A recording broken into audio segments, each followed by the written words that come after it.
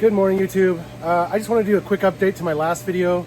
I've got these parts running really good in the lathe now, these ferrules.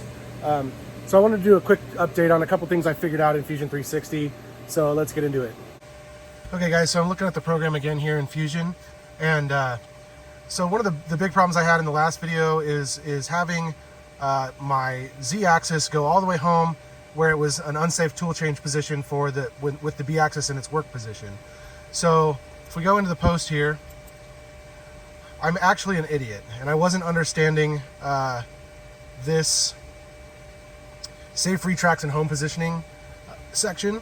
So this is the one I missed. So G53 home position subspindle Z, this was confusing, I guess, because it said subspindle and I was like, well, what the heck is that?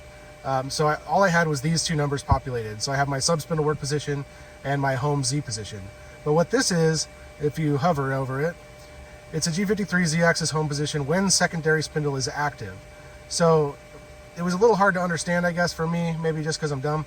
But basically, when the subspindle is active, it has a secondary home position for the turret. So I just had to populate that number, and that fixed all of my Z retracts. So they're all good now. They all have this Z-10 in them. So that's fixed.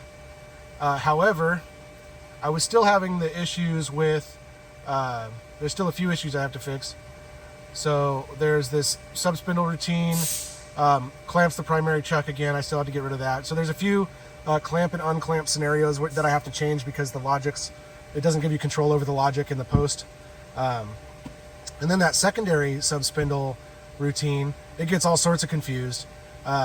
But what I did to fix it for the most part is, if we go back over into the program here, over here, I did a subspindle grab, part off, and then I did a manual pass-through.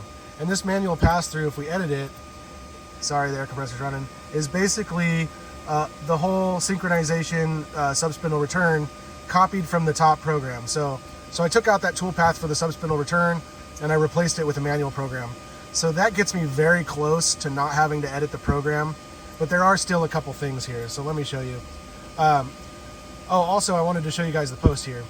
So right here in the post processor, it actually says secondary pull operations not officially released. Bar pull operations are not supported.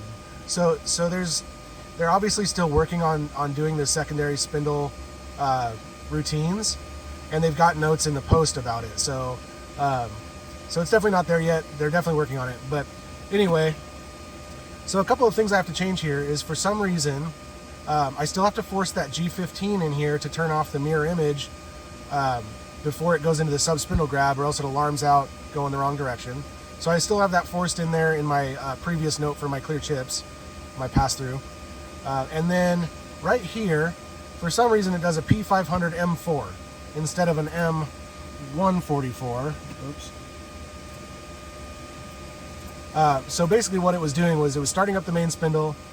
It's supposed to start the rear spindle going the same direction as the front spindle, which is backwards for the rear spindle.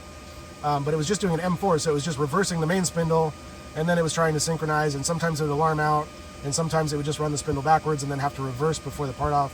So that little guy was weird. And then in my subspindle routine here, I had to add this G97 line because it was leaving it in the G96 code, which was making the spindle be at such a high speed that this F40 it would just alarm out. So I limited the speed there. I also added a G98 so that it would use this as a feed per inch instead of a feed per rev, which eliminated the possibility of that alarming out. So this is the little section of code that I added right here. So right down to there, I think. So that's my manual pass-through. And that pretty much fixed most stuff. So all I have to do beyond this when I post the program is I have to fix this little M144. I have to fix some of these clamp scenarios. So this one would be not necessary because it will drop the part. There's no way to fix this in the program currently. And then this one would be clamp primary, just like we did before. So we changed that from an M110 to an M10. So that basically fixes everything now. So a lot less edits I have to do. by doing that manual pass through and putting the right values in that post options page.